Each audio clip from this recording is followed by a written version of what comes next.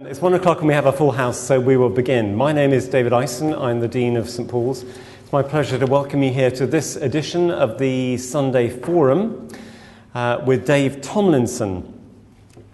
I first came across Dave when, it was quite a long time ago now, in terms of your book. I haven't known you personally very long, but came across this book called The Post-Evangelical. I thought, oh, that's interesting. What's the post office got to do with evangelicalism?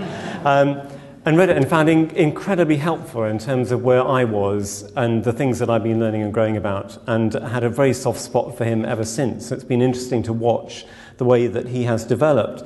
So he's not only a writer and a speaker, but he's also now a vicar. I don't know whether you'd have imagined that 30 or 40 years ago. Yeah. So having worked in a pub for 10 years, which is a sort of dream job for a vicar like Dave, running Holy Joe's, he's now vicar of St Luke's Holloway, and the Church of England is trying to get him to be in the sort of mould that you would expect a vicar to be in, and Dave steadfastly resists as best he can, and good luck to him too, because he comes from a long tradition of Christian humanist understanding. There was a book again in a previous generation called Being Human, Being Christian. Being Christian, being human. And that's very much about what the Christian faith is. It's one of the most humanistic faiths, actually, that there is, because it's about how God comes to meet us in our humanity. And that's where Dave is coming from.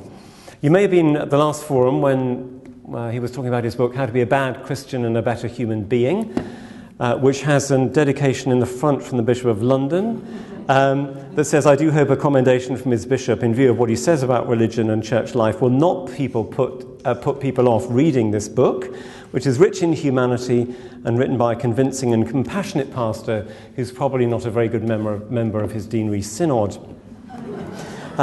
Dave has a master's degree in biblical interpretation, and as well as these two books, The Post-Evangelical and Re-enchanting Christianity, he's written.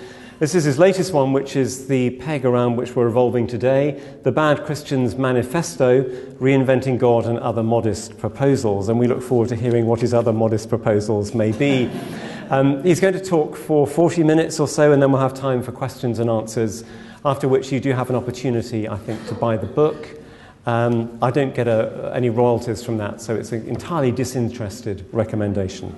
So Dave, thank you very much indeed for coming this morning. We look forward to hearing what you're going to say to us. Thank you.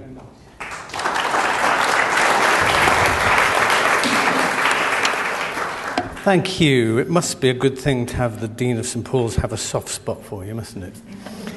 But I'm very grateful to David and St Paul's for allowing me to come here again and perpetrate my heresies and ideas. And I wrote How to Be a Bad Christian, really inspired by a book with a similar title called How to Be a Bad Birdwatcher, which is a remarkably good book. I recommend it completely. It's written by Simon Barnes, who was a writer with the Times, and he begins this book by saying, I am a bad birdwatcher. Well, that's a little bit of a fib, really. He's a pretty good bird watcher. He's a patron of the RSPB, actually.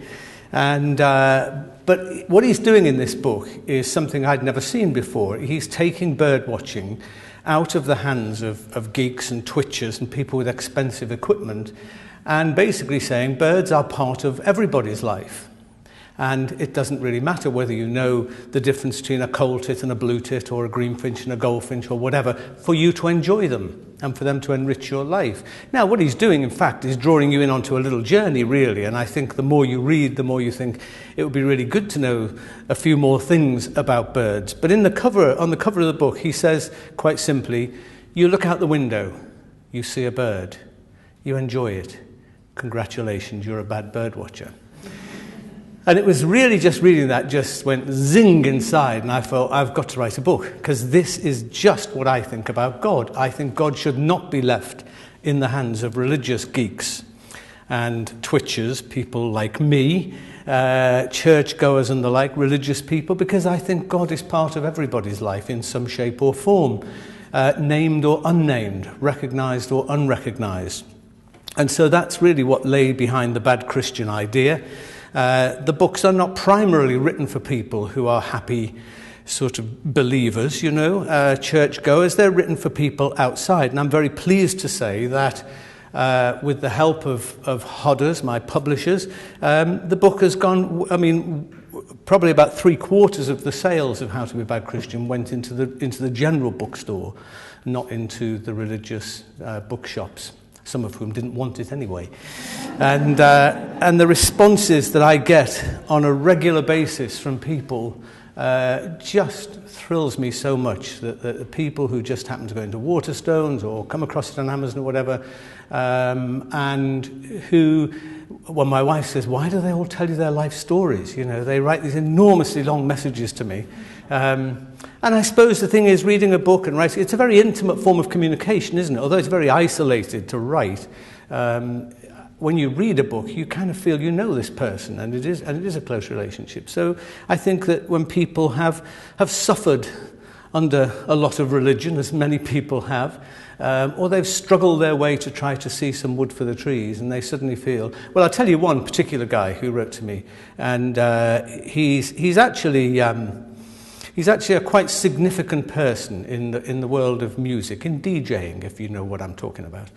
And he heard me talking about How to Be a Bad Christian on the radio, and he sent me a message, and he said, I've always considered myself an atheist. That is until just recently, when I was standing out in my garden on a lovely day, and he said, I suddenly felt love hit me in the chest. He said, I just felt kind of enveloped by love. And he said, I've never called it God, and I don't know what it was, but he said, it made me open my mind to the thought that there's something else. And then he said, I heard you talking about your book. He said, I've ordered it, and I look forward to reading it. So I said, well, I look forward to hearing what you think about it. So he read it, and he sent me a message back, and he said, the nearest thing I can think of to compare this, he said, it's as if I've been making my way through the jungle quite well. He said, I've got my boots, and I've got my machete, and I've been making progress, and it's as if I've suddenly met Crocodile Dundee. A spiritual bushman. Well, I was kind of chuffed at this idea, really. Crocodile Dundee of the church. But really, you know, he's typical of so many people who have contacted me, really to say that these books have drawn them into a journey, and that is what thrills me most. I've never really, or not for a very long time, have I liked the word evangelist. It's a word that's, you know, sort of loaded with so many things that I don't really like or identify with. But I've come in my old age, really, to accept that I'm some kind of liberal evangelist. I'm passionate about what I have to say, the message of Jesus Christ. My theology undoubtedly is far too liberal for a lot of people, but I think it's the combination of the two that we need actually quite a lot more of. So let me tell you a bit about this Manifesto book, and I'm going to begin by reading you the opening story. Forgive me if you've already read the book, but you'll enjoy it anyway. And really, this book is about reinventing God, obviously not literally, but it is about helping people to reinvent their understanding of God and also their experience of God. Trust me, it's a book which has embedded within it decades of theological reflection and thought and research and rethink and revision. But I try to hide that very much in the background. It's not really a book about redefining God in theological terms, but more in experiential terms. I'm more interested in how we experience God than what sort of words we use to describe God. No one can forget Jim's funeral, the one where the Sex Pistols showed up instead of Frank Sinatra.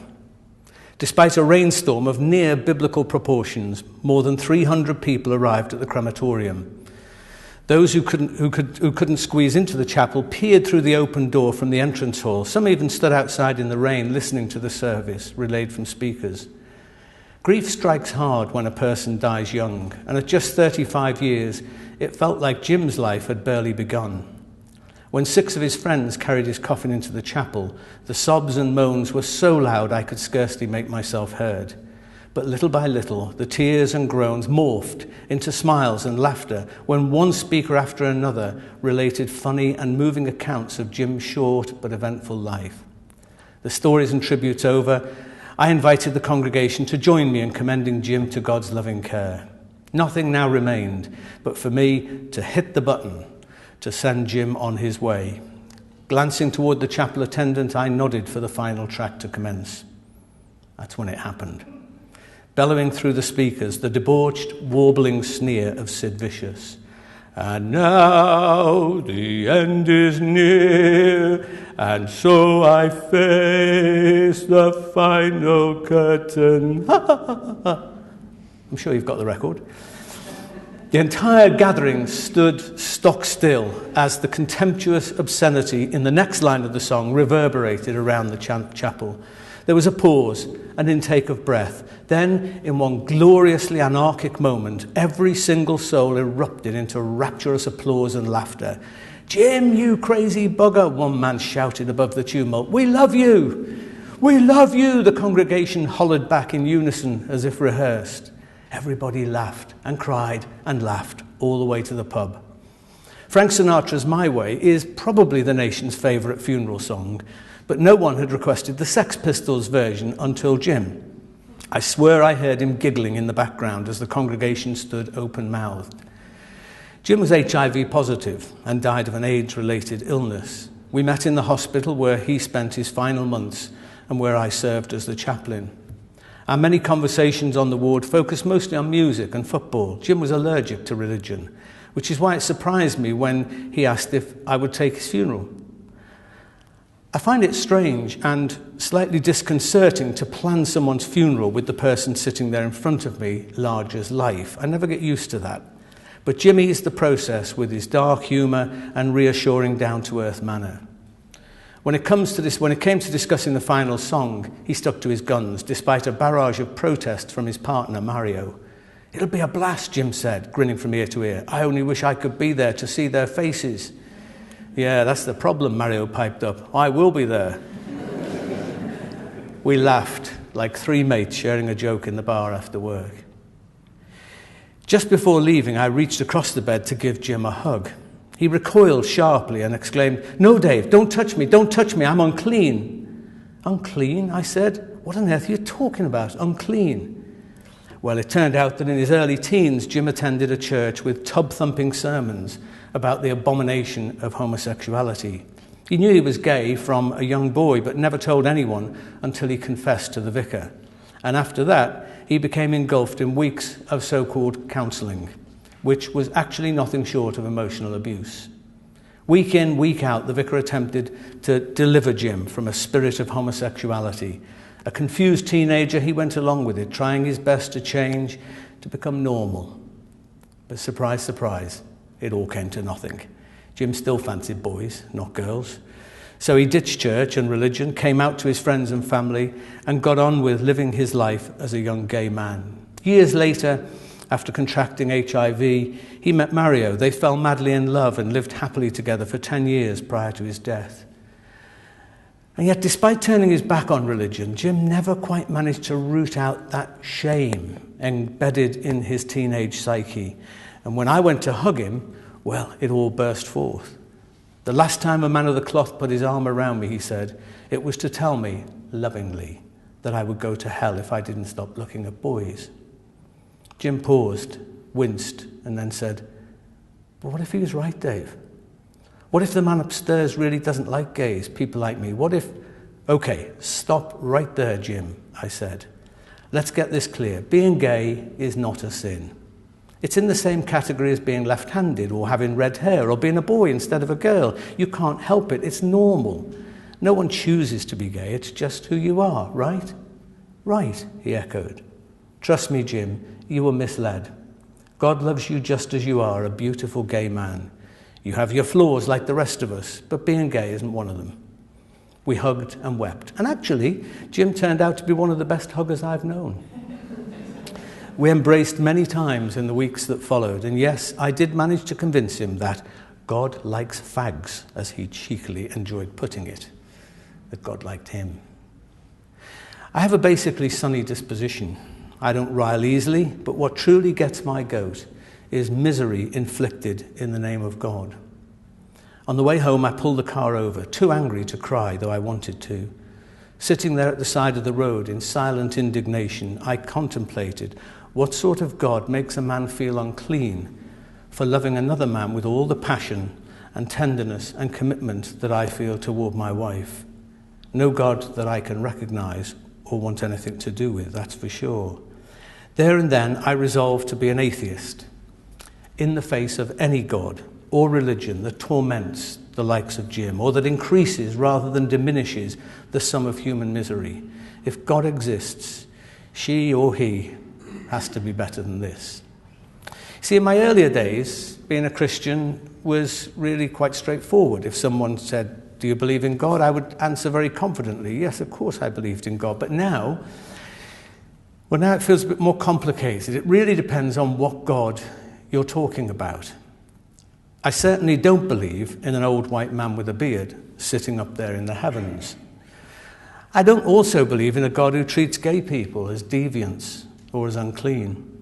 I don't believe in a God who inspires vengeance and war or incites bigotry and sectarianism. I don't believe in a God who consigns people to everlasting torment for not accepting Jesus.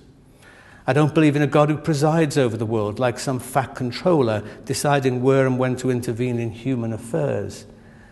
So what sort of God do I believe in? Well, that's really what the Manifesto book is all about, trying to reinvent God. And the problem really revolves around this G word with God. The word, the concept, what it musters up in people's minds. I do think that we need, in many ways, to reinvent God, or at least to reinvent the way that we think about or imagine God. Basically, this kind of man upstairs kind of God, controlling everything and randomly intervening in human affairs, just no longer makes sense to most people. It doesn't make sense to me. But that doesn't mean that people have abandoned God or that the spiritual quest is over for people. I think people are still God seekers by whatever name. I think we're surrounded by God seekers. I meet them every day in the course of my work, people who don't come to church and probably never will. And time and again I say to people when they apologize for the fact that they don't come to church, I don't actually think God cares whether you come to church or not. I do, I'm a vicar. But if I thought for one moment that God categorized people as the churchgoers and the not churchgoers, the believers and the not believers, the innies and the outies, then I think I would have to be out of here, really. I don't believe in that sort of God. Folks say to me all the time, I'm not religious, I don't really believe in God, but I often say, but I think there's something there.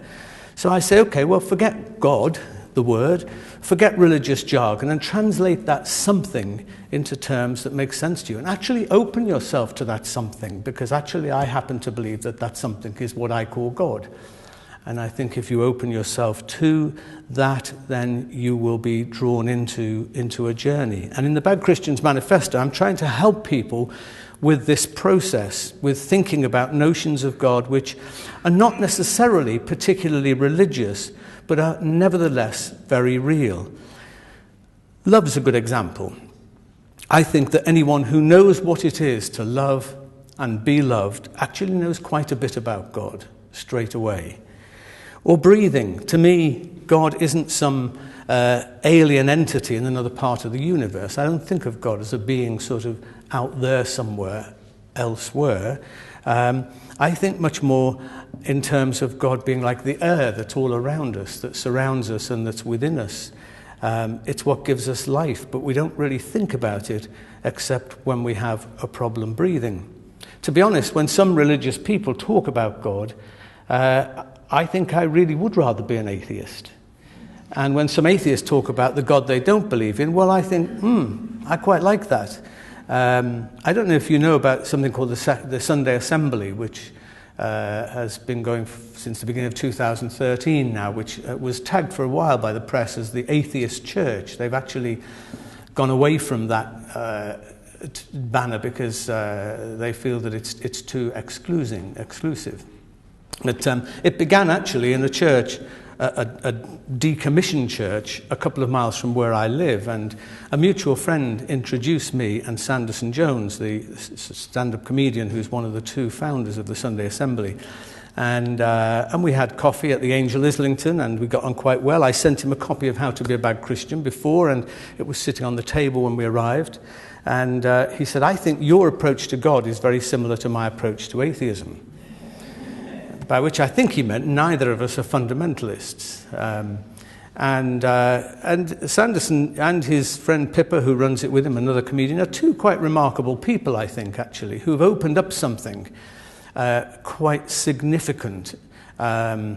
And I think the very last thing in the world that church people, Christian people, should do is react against it or to become defensive about it. I think it's something to look at and understand. And quite early on, Sanderson invited me to go and be a preacher at the Sunday Assembly.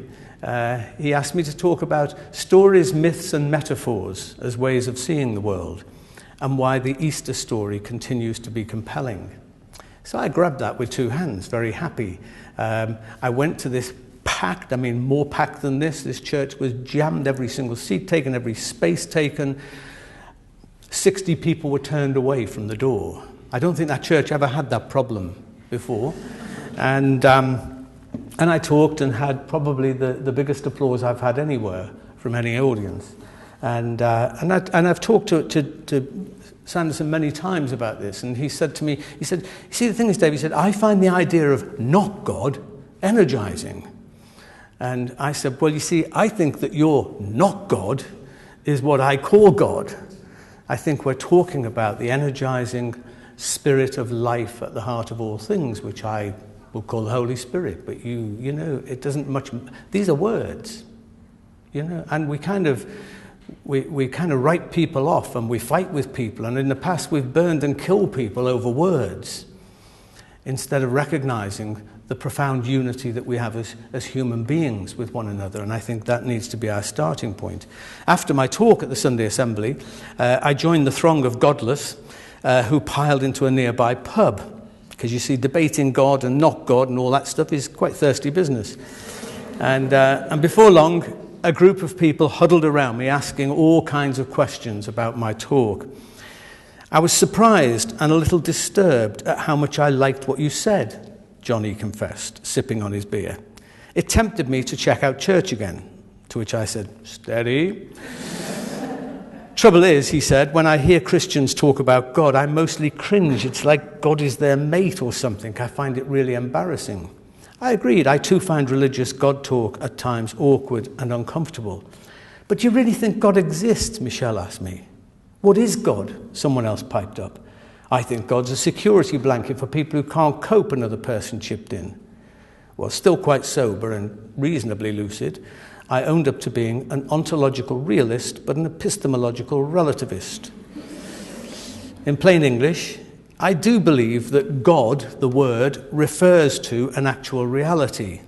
But I don't think that we have words, categories, or explanations to describe who or what that reality is. Which doesn't mean to say that we don't try and that we shouldn't try. I think we should.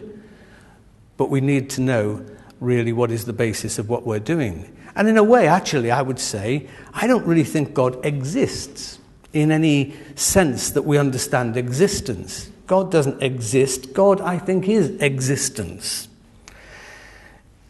God transcends, in other words, every and any notion of being or existence that we can imagine. Of course God does. Which is why I think of God as being, as I say, more like the air around us and within us. Speaking to a pagan audience, of course, in Athens, Paul said, "In God we live and move and have our being," which is very much the way I'm sort of seeing things.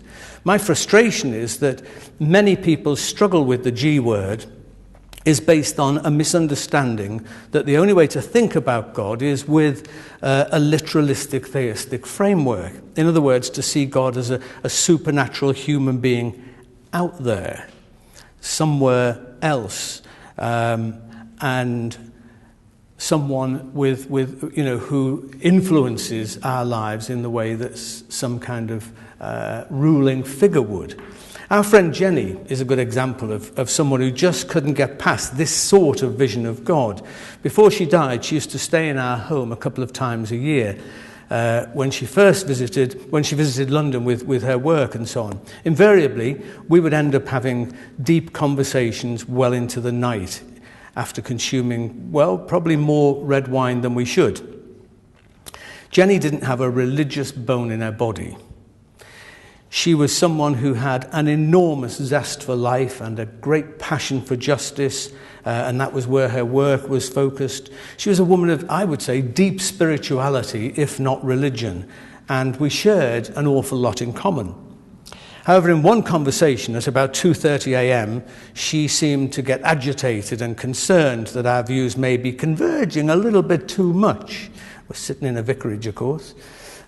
Sipping nervously on her wine, she said, "But you need to remember, Dave, I am an atheist. You are about as much an atheist as I am an atheist," I pronounced with the kind of pomposity that I only ever attain with the influence of alcohol. And she said, "How do you make that out then?" I said, "Because you are one of the most spiritually motivated human beings that I know. Actually, you're one of the most Christ-like people that I know.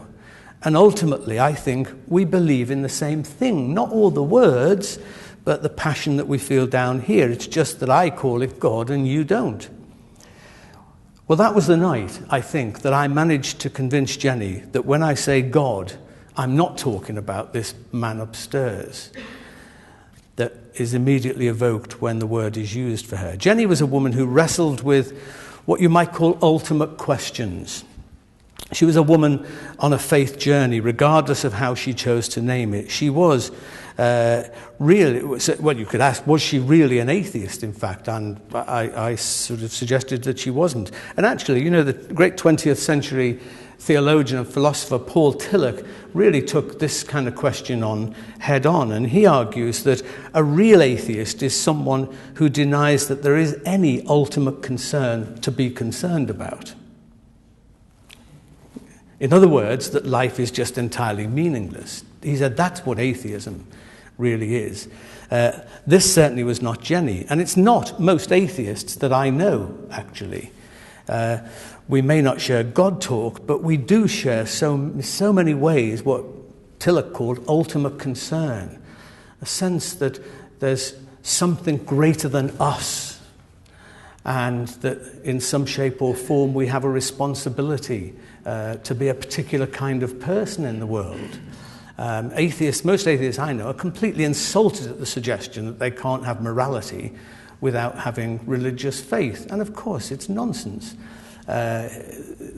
Morality, goodness, I think, has got a different kind of basis within people. And I personally would take it much more back to a kind of theology of creation, really, of the fact that we are created in God's image. And that, as the Quakers put it, there is that of God in everyone.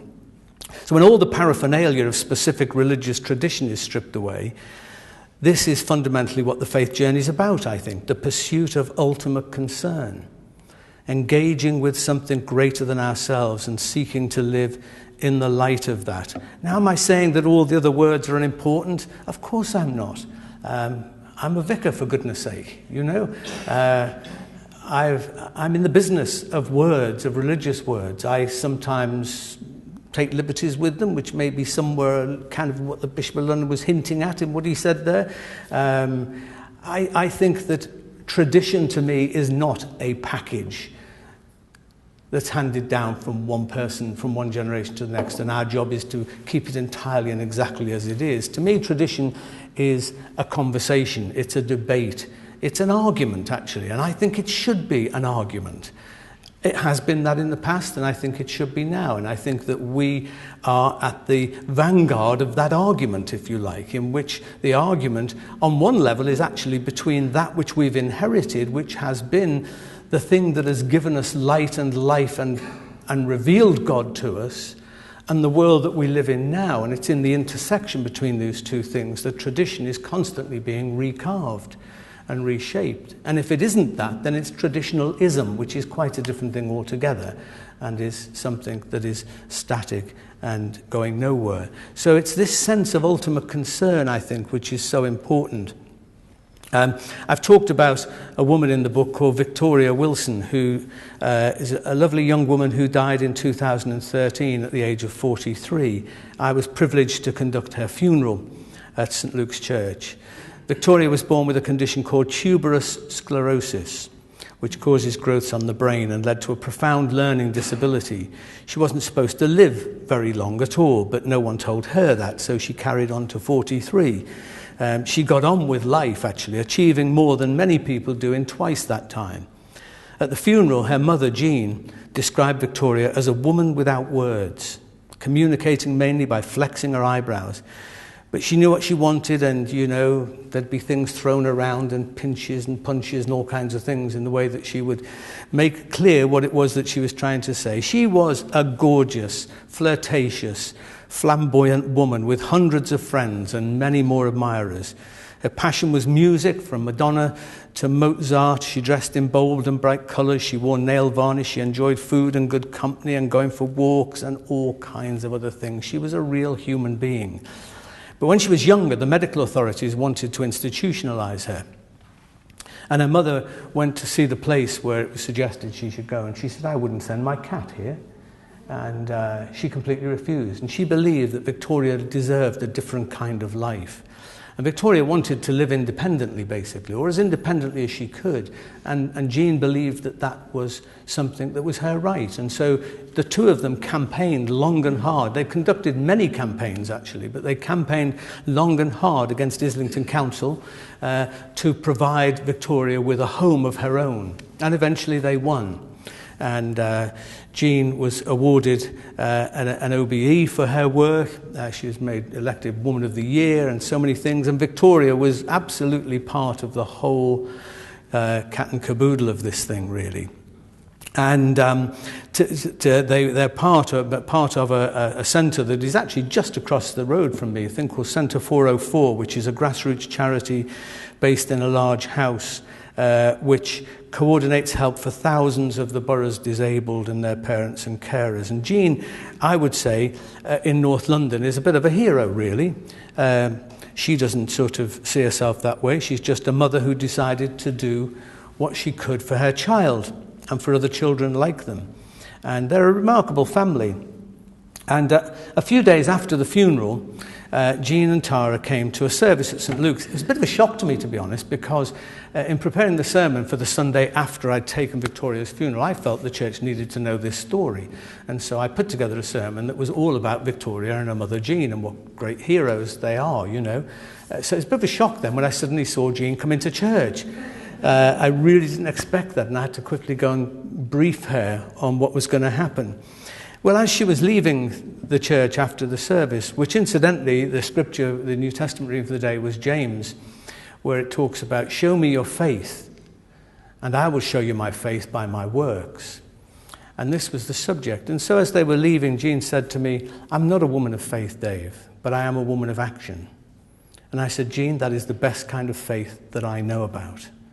It's what we do. Surely what we do has to be more important than what we mentally subscribe to, or which club we go to, or what we do with our Sunday mornings. Surely God has to be cleverer than to judge people on such a shallow basis. God must be interested in who we are. And on that basis, I think Jean is a woman of enormous spiritual intelligence, someone who's driven to transform the world in accordance with her instinctive sense of how things should be. She has a vision of compassion and justice, triumphing over prejudice and discrimination, and pursues it tenaciously. And the great news is actually that from that Sunday, she and her other daughter and her husband have become addicted to coming to St Luke's.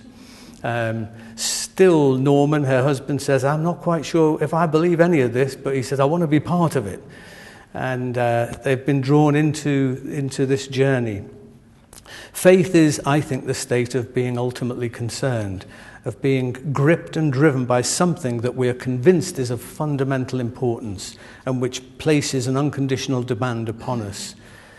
Faith is also the attitude of full-hearted openness to the mystery of life, entrusting the soul to life's immensity, named or unnamed.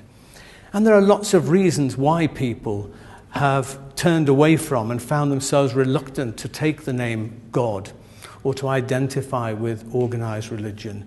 And a lot of those reasons, I think, are good reasons.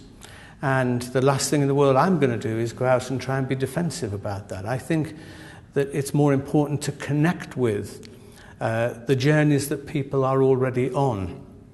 And I think that there are very good reasons to be part of a community of people, the church.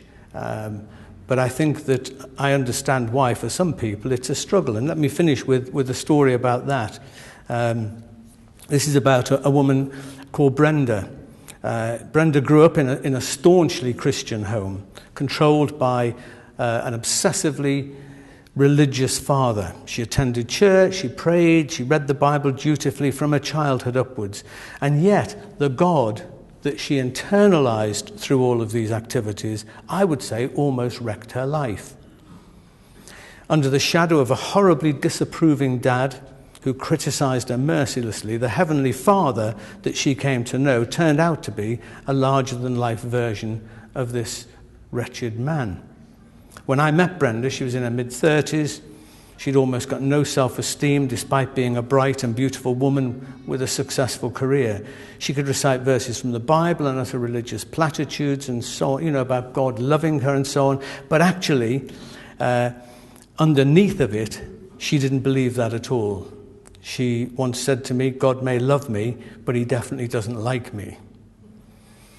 Basically, God made Brenda's life a misery. I often think about committing suicide, she said, but I'm frightened I'll go to hell. She looked a bit disconcerted when I suggested that she should perhaps stop reading the Bible and praying and seek therapy instead. But after 6 months of no church, no Bible and no prayer and the help of a good therapist, she wrote me an email which said, when you told me to stop practicing my faith, which wasn't what I said actually, but she said, I was devastated, outraged. I wasn't sure that I should trust you. You snatched away my security blanket, but everything is falling into place now.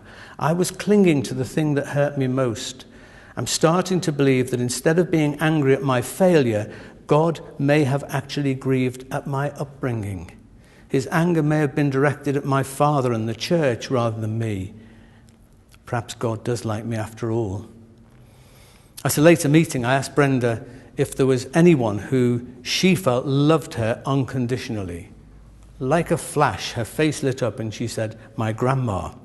So I said, so what is it about your grandma that makes your face so bright? What is it that, warms you so much? And she proceeded to tell me how when she was a small child at her grandma's house, she knocked over a treasured vase, a family heirloom.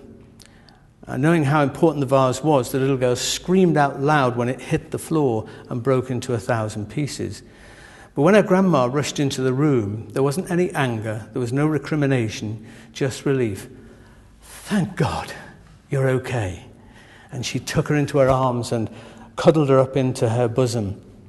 Recalling this story with teary eyes, Brenda announced with a sense of self-worth that I hadn't seen in her before, and that was the day I discovered that I was my grandma's family treasure. So Brenda, I said, looking her straight in the eyes, what if God is like your grandma and not like your dad?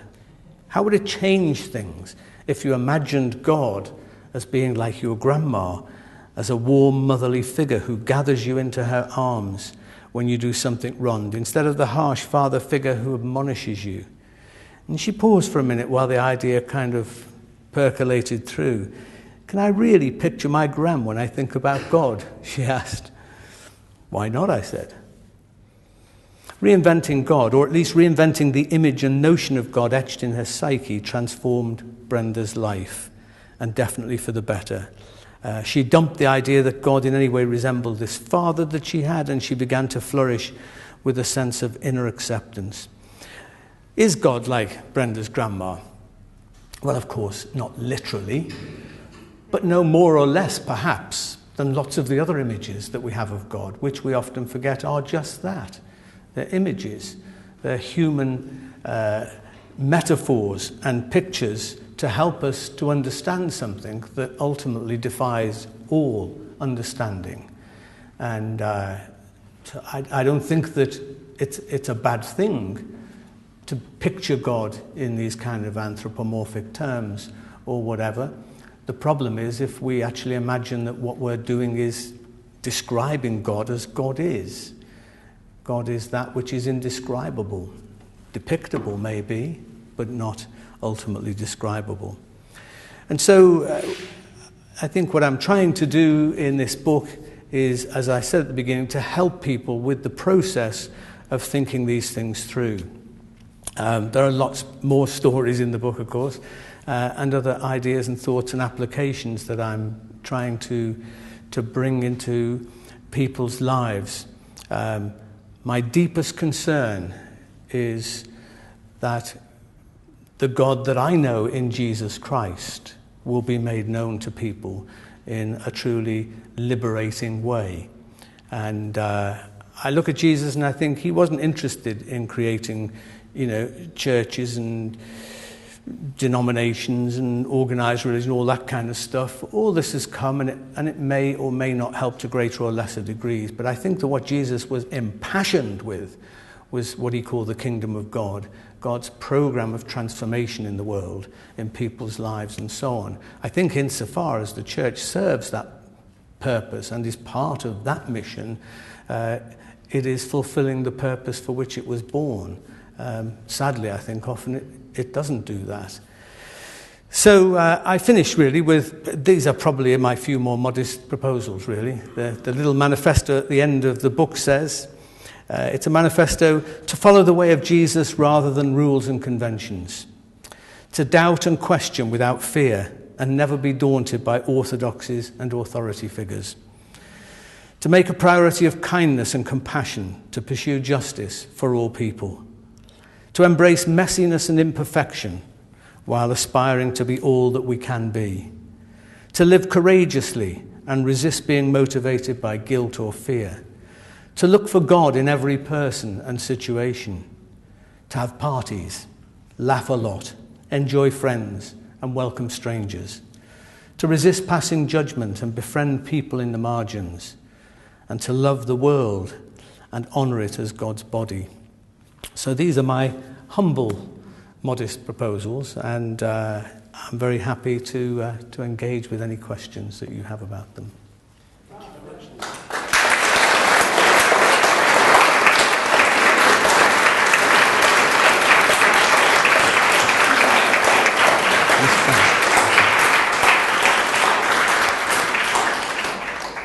So are there any questions you want to ask of Dave? Yeah, the back. I was just wondering, I was very struck by your idea about not the image of God as being the big man with a white beard that occasionally wanders into our life and helps. But where does prayer come into your vision of God as being, if I understood you correctly, as being part of the world, speaking to us through nature, speaking to us through our own makings of things? Where does prayer come in? Where is our communication with God and hearing God's word back to our prayer? Can you tell us? Yeah, thank you. That's a good question.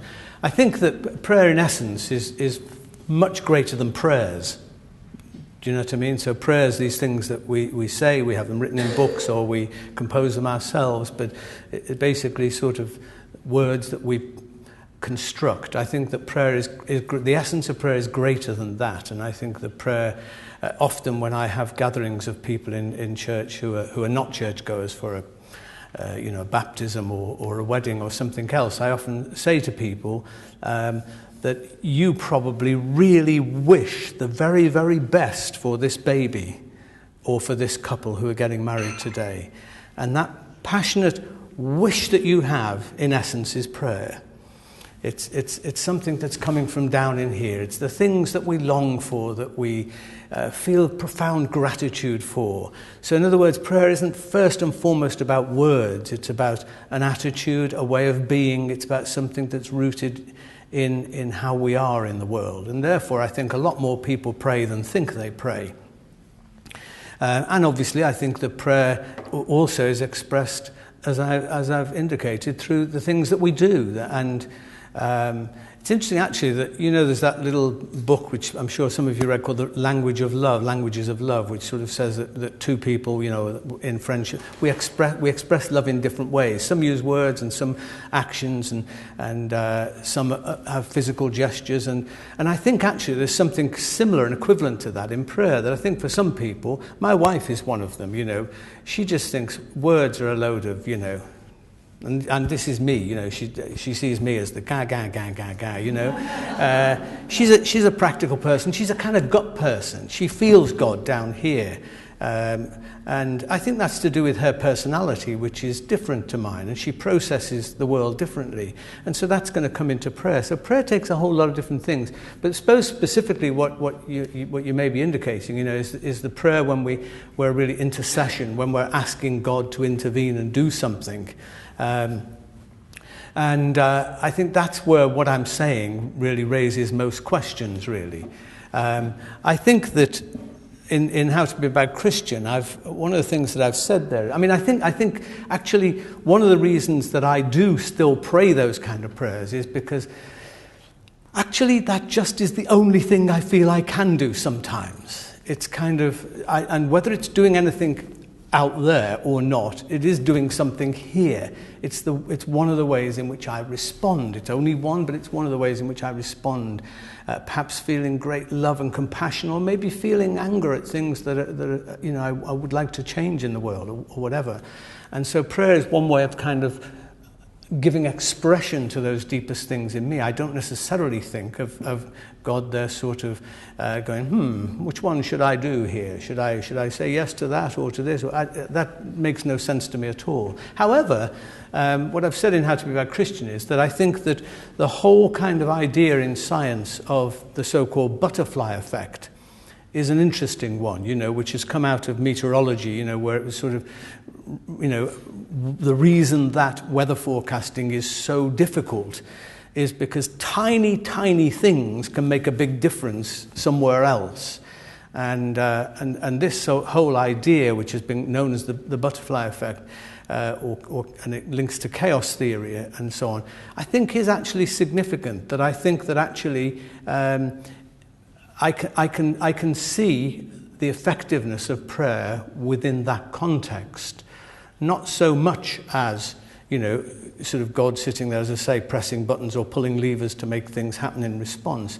But I do think that the things often that we long for most in the world, I think, are the things that we do identify with God. That if God doesn't long for these things too, then I wouldn't really feel that God was God, you know. So that I think that it is aligning oneself with divine energy in the world.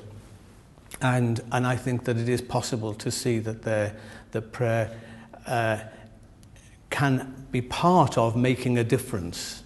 But it's removing the kind of magicalness out of it and seeing that it's part of actually a completely integrated process of life that the world, that the universe is. Thank you. Yeah. It came to me a few years ago that Christianity sometimes may appear as a very high-class club, golf club, which is very difficult to get in. And if you're in there, you have to do this, you have to say this, and you have to agree with everything. You can't disagree. You have to agree with everything that's going on in the club and everything. Would you say that this is... Do I think that's how it is? This is how sometimes it would seem to people? I think it's how a lot of people experience it. Now, obviously, you know, the church, you know, is a huge, you know, or, you know, at times monstrous kind of thing out there, which varies enormously from place to place. So I think that, you know, different people experience different things, and Christianity comes across to people. People experience it in different ways. But I think that there's something about the sort of, I mean, again, I'm bringing kind of an idea from outside of religion to talk about this, because I think that churches and religious communities are essentially sociological entities, just like anything else, and they have the same sort of things going on. And I think that any sort of organisation has a tendency to evolve in a particular way. And so, yes, it's sort of, for its own survival, it often benefits or feels that it benefits from having strong borders. So there are the people who are in and the people who are out. And therefore there's a strong frontier. And it may be sometimes, as you've said, quite demanding sometimes for people to get inside, because that sort of is how it builds up that sort of entity, if you like. And then in order to exist and carry on, there are sort of, rules and processes and all these sort of things come in.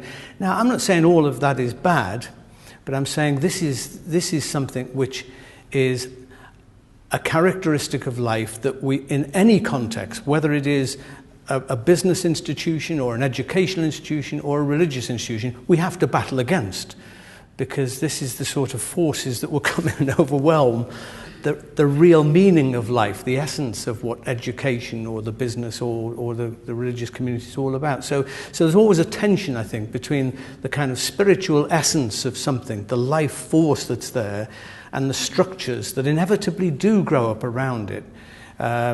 So I think it's important that there is constant conflict between these two things, and sometimes you need people to be an irritant inside, to sort of keep on stirring it up and reminding us that this isn't who or what we're supposed to be about. It's about something else. And that's why, as I say, I think there's a chapter in the Manifesto book which is called "What Really Mattered to Jesus," subtitle, and it wasn't creating the church. I don't think that Jesus came to create the church. I think Jesus came to bring the kingdom of God into the world and into people's lives. Now, as I say, I'm not anti-church. I think the church has got a very real part to play in that. But it's a human institution, and therefore there will always be a conflict between the two things. And I could go on forever. So what is your stance on salvation through Jesus Christ, especially where he says, "I am the way, the truth, and the life. No one comes to me except through the Father"? And if the God of the atheists, the God of the Christians, and the God of the Muslims are all the same, then what about heaven and hell? Who's in hell? Well, that's a good question. Hell, I've got quite a few difficulties about there. But I suppose, and I think the problem is that salvation has tended to be cast within this kind of story of what happens to us when we die. And it's come to revolve around that, which actually in many ways is a very speculative thing, because actually none of us has been there and come back and knows exactly that. So we may believe passionately that this is how it is going to be, and we may interpret it from the Bible in that way. But at the end of the day, my focus is much more on what does salvation mean now, and how does that impact people's lives now? Now, I think that, when Jesus said, "I'm the way, the truth, and the life," he didn't say that any particular religion or any particular doctrine was the way. He said that it was he that was the way, him, which I personally interpret to say this is the who and what he was about.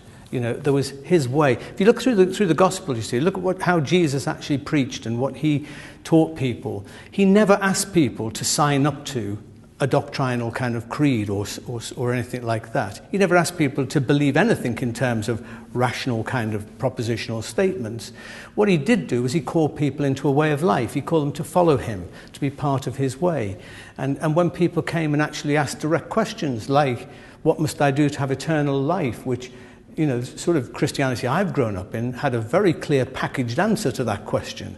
But Jesus never seemed to have heard of it because he said, keep the commandments. He said, sell all that you have and give to the poor. So in other words, he was saying that salvation, if you like, is to do with our lives and the way that we live them and the kind of choices that we make in life, the way that we treat other people, and all these sort of things. And people say to me, oh, well, this is a gospel of works. No, I'm not saying that we are saved by being good. I'm saying that the way that Jesus calls us into is a way of behaving and being in a particular sort of person. So when you look in, the early Christians, of course, weren't called Christians for, 10, 20, 30, 20 years or something, before the word Christian emerged. Before that, they were known as disciples, followers, people of the way. And I really like that. I think that because people of the way talks about a journey, a process, rather than a kind of destination. And I personally feel quite happy to leave the questions that I can't answer, what happens after we die and all that. I feel happy to I'll speculate like everyone else. I'll argue my kind of views from what I think the Bible says and all the rest of it. But in the end, I'm much more interested in what I think Jesus was interested in, which is calling people to live in a particular way, to connect to God now and to experience, eternal life as a reality here and now. Thank you. Gentlemen, the final corner. Oh, was that me? Yes, you, yeah. Could be. Sorry, I'm an irritant. It's a bit of a deep one, this, but my earliest experience at the church and the church movement schools was one of sort of like abuse and snobbery and hypocrisy. Thanks in most part to your books. I've tried to re-engage with the church as an entity, but what do you suggest by someone that all the baggage and all the things, all the fripperies around it is a constant reminder of that? And that's what sometimes makes me want to walk away and leave it. But in my heart, I can't. Oh, wow, that's a really good question, and I wouldn't want to give a kind of too hasty an answer to it, really. I think it's I do think that some people, certainly for some time in their life, need to just put some distance between themselves and that which has been a source of abuse or hurt or whatever to them. And that's what I was saying to Brenda, really.